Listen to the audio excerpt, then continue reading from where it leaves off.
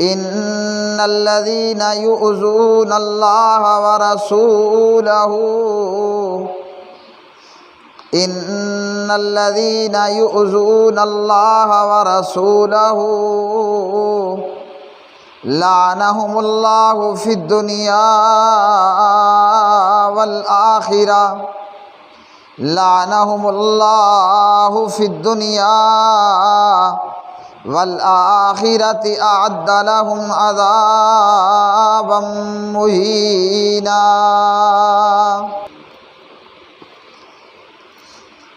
وعن جابر بن عبد الله رضی اللہ تعالی عنہما یقول قال رسول اللہ صلی اللہ علیہ وسلم من لکعب بن الاشرف، جو لوگ اللہ اور اس کے رسول کو ایذا دیتے ہیں ان پر دنیا اور آخرت میں اللہ کی لعنت، اللہ کی پھٹکار ہے اور ان کے لیے نہایت رسوا کن عذاب ہے۔ ٹھہریے، آگے بڑھنے سے پہلے چینل سبسکرائب کریں، بیل آئیکن دبائیں، ویڈیو شیئر کریں۔ پیارے بھائیوں اور میری بہنوں، مسلمان کا بہت بڑا فریضہ فرائض میں سے کہ کلمہ پڑھنے والا ایماندار آدمی جناب نبی کریم حضرت محمد الرسول اللہ صلی اللہ علیہ وسلم کی عفت و عصمت کی حفاظت کرنے والا ہو، پیارے نبی صلی اللہ علیہ وسلم کا دفاع کرنے والا ہو، آپ صلی اللہ علیہ وسلم کی عزت و ناموس پر جان قربان کرنے والا ہو۔ اللہ وحدہ لا شریک نے اپنے حبیب اور اپنے محبوب جناب محمد الرسول اللہ صلی اللہ علیہ وسلم سے فرمایا کہ اللہ وحدہ لا شریک ہی آپ کی حفاظت کرنے والا ہے، اللہ ہی آپ کی دشمنوں سے آپ کی حفاظت کرنے والا ہے، اور یہ حفاظت کا فریضہ اللہ وحدہ لا شریک نے کلمہ پڑھنے والوں کے سپرد فرمایا کہ ایماندار اور مومن بندے اپنی جان سے بڑھ کر، اپنے مال سے بڑھ کر،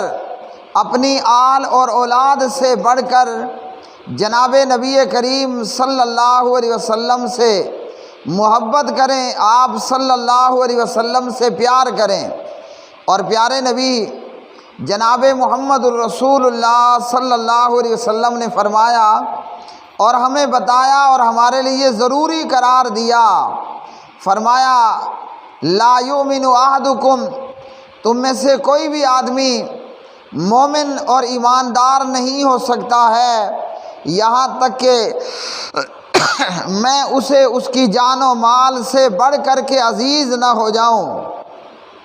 کوئی بھی آدمی اپنے دعوی ایمان میں سچا نہیں ہو سکتا، کسی بھی آدمی کا ایمان کامل اکمل نہیں ہو سکتا، فرمایا کہ جب تک کہ میں اسے اس کی جان سے، اس کے مال سے اور اس کی اولاد سے بڑھ کر کے محبوب نہ ہو جاؤں۔ کائنات میں اور زمین پر مسلمان بھی زندہ ہو اور گستاخی کرنے والے، بے ادبی اور توہین کرنے والے، وہ توہین اور گستاخی کے بعد بھی زمین پر جیتے رہیں اور زندگی گزارتے رہیں، ایسا قطعاً نہیں ہو سکتا اور ہرگز ایسا ممکن نہیں ہے۔ اللہ وحدہ لا شریک نے ایسے لوگوں کے لیے جو اللہ تعالیٰ کو ایذا پہنچانے کی کوشش کریں یا نبی پاک صلی اللہ علیہ وسلم کو ایذا اور تکلیف پہنچائیں، اللہ وحدہ لا شریک نے ایسے لوگوں کے لیے دردناک عذاب تیار کیا ہے، اور ایسے لوگوں کے لیے اللہ وحدہ لا شریک نے رسوا کر دینے والا رسوا کن عذاب تیار کیا ہے۔ دنیا کے اندر بھی اور قبر کے اندر بھی اور کل قیامت کے دن کے اندر بھی اللہ وحدہ لا شریک نے فرمایا کہ اے پیغمبر اللہ ہی آپ کی حفاظت کرنے والا ہے۔ ان الذین یؤذون اللہ ورسولہ لعنہم اللہ فی الدنیا والآخرہ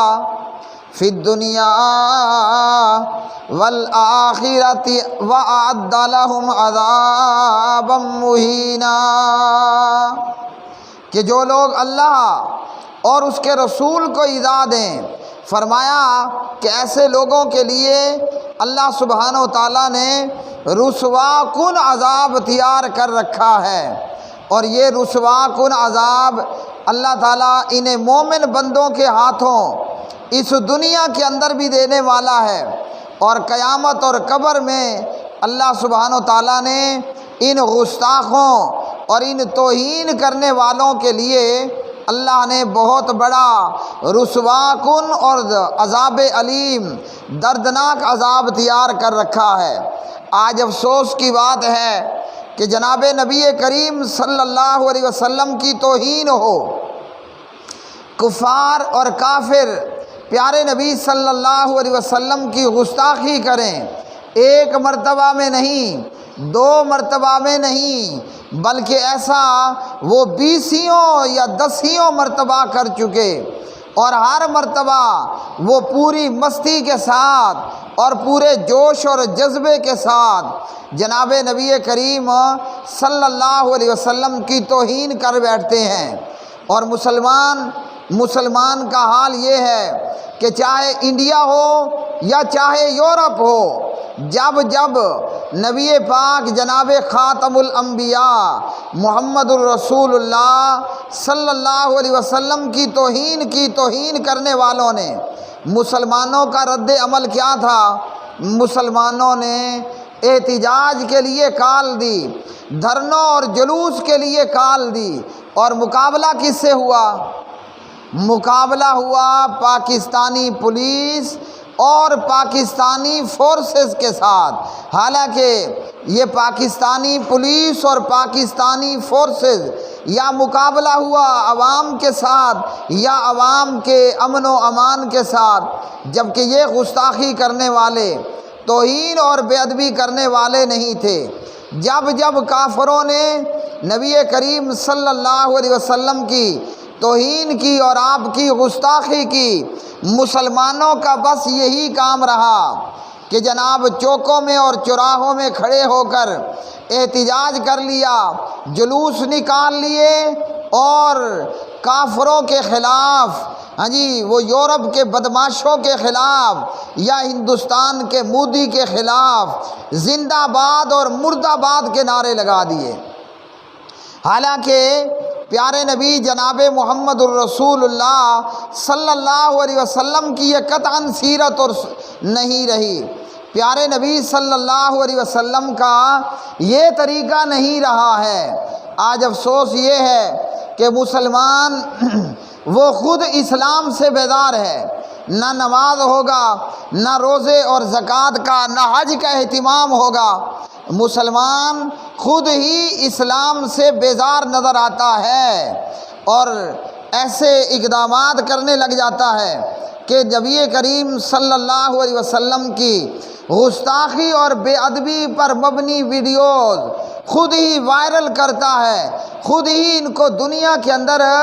زیادہ سے زیادہ پھیلا دینے کا سبب بن جاتا ہے۔ قرآن مجید فرقان حمید سے ہم پوچھیں گے کہ اگر کوئی کافر دنیا کے اندر نبی پاک علیہ الصلاۃ والسلام کی گستاخی کرے، پیارے نبی صلی اللہ علیہ وسلم کی توہین کرے، تو اس سلسلے میں ہمیں پیارے نبی صلی اللہ علیہ وسلم نے کیا تعلیم دی ہے؟ ہمارے پاس اللہ کا قرآن بھی موجود ہے، جناب نبی کریم صلی اللہ علیہ وسلم کی سیرت طیبہ بھی موجود ہے، لیکن اس کے باوجود چاہے عوام ہو، چاہے جہلاء ہوں یا علماء ہوں، ہمارا کام کیا ہے کہ روڈوں پر، چوکوں میں، چوراہوں میں احتجاج کر لیا، جلوس نکال لیے، زندہ باد اور مرد آباد کے نعرے لگا دیے، اور جس خطیب نے جتنا زور لگا کر زندہ باد اور مرد آباد کے نعرے لگوائے، لوگوں نے اسے اتنی زیادہ واہ واہ سے نواز دیا۔ اور یہ احتجاج کرنے کے بعد، یہ جلوس نکالنے کے بعد، زندہ باد اور مرد آباد کے نعرے لگانے کے بعد، ہر کوئی اور روڈوں پر اور چوکوں میں ٹائر جلا لینے کے بعد، دھواں کر لینے کے بعد، ہر کوئی اپنے گھروں کو پدھار گیا، ہر کوئی اپنے گھروں میں آ گیا، اور ہم نے سمجھا کہ ہم نے نبی پاک صلی اللہ علیہ وسلم کی گستاخی جو کی گئی اور بے ادبی جو کی گئی اس کا بدلہ لے لیا۔ حالانکہ ایسا نبی پاک علیہ الصلاۃ والسلام نے نہیں کیا۔ آپ کے دشمنوں میں اور آپ کی گستاخی کرنے والوں میں، آپ کی توہین اور بے ادبی کرنے والوں میں وہ ابو رافع یہودی بھی تھا، آپ کی توہین کرنے والوں میں وہ کعب بن اشرف بھی تھا، آپ کی توہین اور بے ادبی کرنے والوں میں وہ ابو لہب بھی تھا۔ لیکن پیارے نبی علیہ الصلاۃ والسلام نے ان گستاخوں اور بے ادبی کرنے والوں کے خلاف نہ مکہ کی کسی چوک میں احتجاج کیا، نہ ریلی نکالی، نہ جلوس نکالا، نہ ابو رافع کے خلاف زندہ باد یا مرد آباد کے نعرے لگائے۔ اور ہم مزید کیا کرتے ہیں؟ ہمارے کرنے کے کام یہ ہیں کہ جس بندے نے نبی پاک علیہ السلام کی گستاخی کی، ہم نے اس کا پتلا بنایا، اس کے پتلے کے گلے میں جوتوں کے ہار ڈالے اور پتلے پر پٹرول چھڑک کر پتلے کو آگ لگا دی، ہاں جی، یا زیادہ سے زیادہ انہیں لعنت اور ملامت کر لی، اور سمجھا کہ ہم نے حضور نبی پاک صلی اللہ علیہ وسلم کا دفاع کر لیا۔ اللہ کا قرآن ہمیں کیا رہنمائی دیتا ہے؟ اللہ رب الرحمن ارشاد فرماتے ہیں، لَقَدْ كَانَ لَكُمْ فِي رَسُولِ اللَّهِ أُسْوَةٌ حَسَنَةٌ لَقَدْ كَانَ لَكُمْ فِي رَسُولِ اللَّهِ أُسْوَةٌ حَسَنَةٌ، تمہارے لیے جناب نبی کریم صلی اللہ علیہ وسلم کی ذات میں، آپ صلی اللہ علیہ وسلم کی سیرت طیبہ کے اندر بہترین نمونہ موجود ہے۔ ہمارے پیارے نبی جناب نبی کریم صلی اللہ علیہ وسلم کی سیرت اور آپ صلی اللہ علیہ وسلم کی سنت کیا ہے، اس حوالے سے جناب حضرت برا بن عازب رضی اللہ تعالی عنہ حدیث کے راوی ہیں، اور یہ حدیث صحیح بخاری کے اندر 4039 نمبر پر جناب حضرت برا بن عازب رضی اللہ عنہ کہتے ہیں، بعث رسول اللہ صلی اللہ علیہ وسلم الی ابی رافع الیہودی رجالا من الانصار۔ ابو رافع ایک یہودی تھا، ابو رافع ایک یہودی تھا۔ نبی پاک علیہ الصلاۃ والسلام نے مدینے کے لوگوں میں سے چند آدمیوں کو ابو رافع کی طرف بھیجا، یعنی یہ چند نوجوان انصار صحابہ رضوان اللہ تعالی علیہ مجمعین میں سے پیارے نبی صلی اللہ علیہ وسلم نے انہیں ابو رافع کے پاس بھیجا، یعنی ابو رافع پر فدائیانہ کارروائی کرنے کے متعلق بھیجا کہ جا کر ابو رافع کو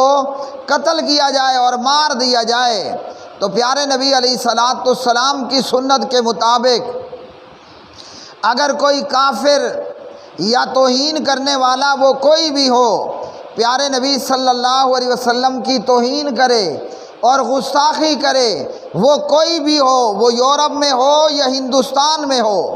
مسلمان کا یہ فرض بنتا ہے، اور مسلمان ایجنسیوں کا یہ فرض بنتا ہے، مسلمان دفاعی اداروں کا یہ فرض بنتا ہے، مسلمان اسٹیبلشمنٹ کا یہ فرض بنتا ہے، مسلمان فوجیوں کا یہ فرض بنتا ہے، اور ادنا سے ادنا مسلمان اس کی طاقت کے مطابق اس کا بھی یہ فرض بنتا ہے کہ جیسے نبی پاک علیہ الصلاۃ والسلام نے ابو رافع یہودی کی طرف اپنے چند صحابہ کو انصار میں سے چند مسلمانوں کا انتخاب فرمایا۔ بعث رسول اللہ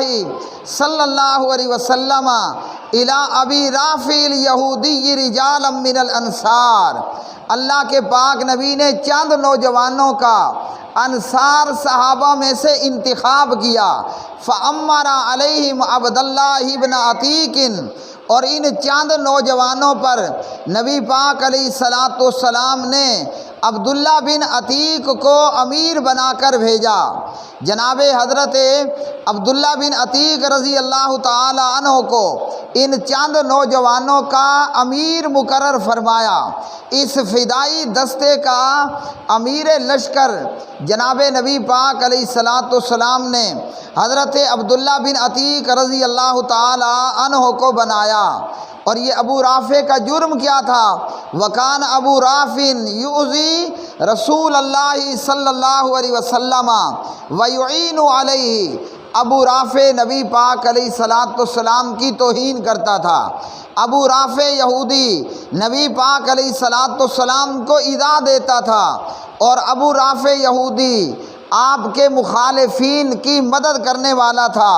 کافروں کو مسلمانوں کے خلاف اور پیغمبر اسلام جناب محمد الرسول اللہ صلی اللہ علیہ وسلم کے خلاف حملہ کرنے پر ابھارا کرتا تھا۔ یہ کافر دیگر کافروں کو کہتا کہ اسلام پر، مسلمانوں پر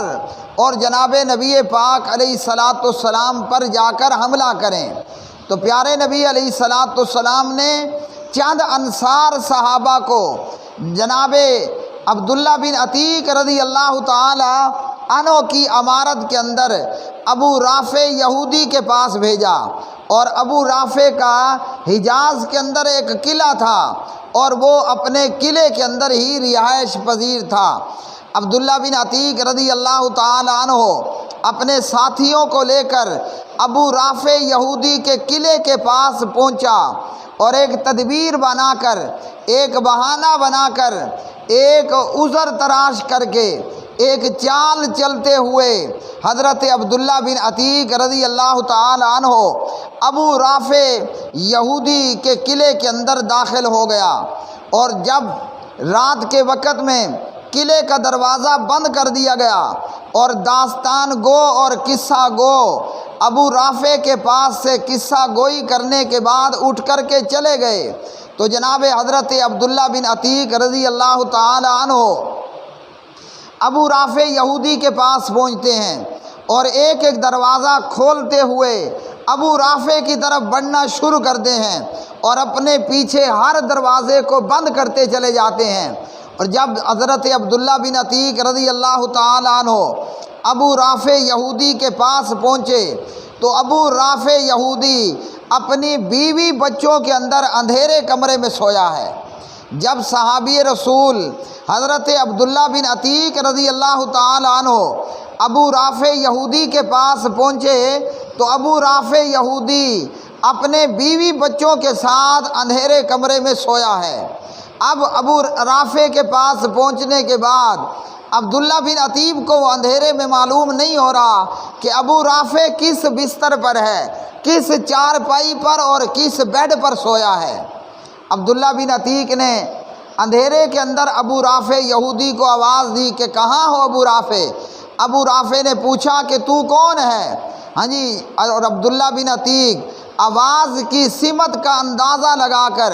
تلوار لے کر ابو رافع یہودی پر آور ہوئے، مگر وہ حملہ ناکام ہوا۔ تھوڑی دیر خاموش رہنے کے بعد ابو رافع سے پھر عبداللہ بن عتیق نے کہا کہ ابو رافع کیا ہوا؟ ابو رافع عبداللہ بن عتیق کو اپنا کوئی ملازم سمجھتے ہوئے گالیاں بکتے ہوئے کہنے لگا کہ میرے اوپر ابھی کسی نے تلوار کے ساتھ حملہ کیا۔ اس کی اتنی سی گفتگو کو اندازہ لگا کر آواز کی سمت کا عبداللہ بن عتیق رضی اللہ تعالی عنہ نے ابو رافع پر حملہ کیا اور تلوار اس کے پیٹ میں رکھ کر پیٹھ پیچھے سے نکال دی، اور یوں یہ نبی پاک علیہ الصلاۃ والسلام کا گستاخ اور بے ادب اور توہین کرنے والا یہ یہودی حضرت عبداللہ بن عتیق رضی اللہ تعالی عنہ فدائیانہ کارروائی کرتے ہوئے